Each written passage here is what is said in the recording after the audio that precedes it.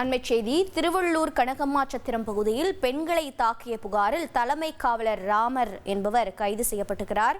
புகாரின் அடிப்படையில் சஸ்பெண்ட் செய்யப்பட்ட தலைமை காவலர் ராமன் தற்போது கைது செய்யப்பட்டிருக்கிறார். விவரங்களை செய்தியாளர் மணிகண்டன் வழங்கிட கேட்கலாம். மணிகண்டன், வணக்கம். இவர் மீது என்னென்ன பிரிவுகளில் வழக்கு பதிவு செய்யப்பட்டிருக்கிறது? மேலும் விவரங்கள் என்னென்ன? வணக்கம். திருவள்ளூர் மாவட்டம் பெருசனி அருகே கனகம்மா சத்திரம் வாடகை வீட்டில் வசித்து வருவர் மதுமிதா என்பவர் தனக்கு தொடர்ந்து தொல்லை கொடுத்து வருவதாக அவர் மீது அருண் என்பவர் கனகம்மா சத்திரத்தில் காவல் நிலையத்தில் 2 நாட்களுக்கு முன்பு புகார் செய்தார்.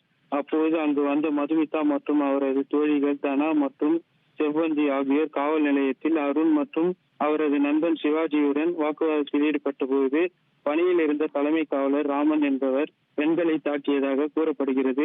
இது தொடர்பாக மதுமிதா புகாரின் பேரில் தலைமை காவலர் ராமன் தற்காலிக பணி நீக்க செய்யப்பட்டு மாவட்ட காவல் கண்காணிப்பாளர் சீனிவாச பெருமாள் உத்தரவிட்டார். இந்த நிலையில் மதுமிதா புகாரின் பெயரில் சஸ்பெண்ட் செய்யப்பட்ட ராமன் மீது 3 வழக்குகள் கீழ்பிரிவில் வழக்கு பதிவு செய்து கனகம்மா சத்திரம் போலீசார் கைது செய்து விசாரணை நடத்தி வருகிறது.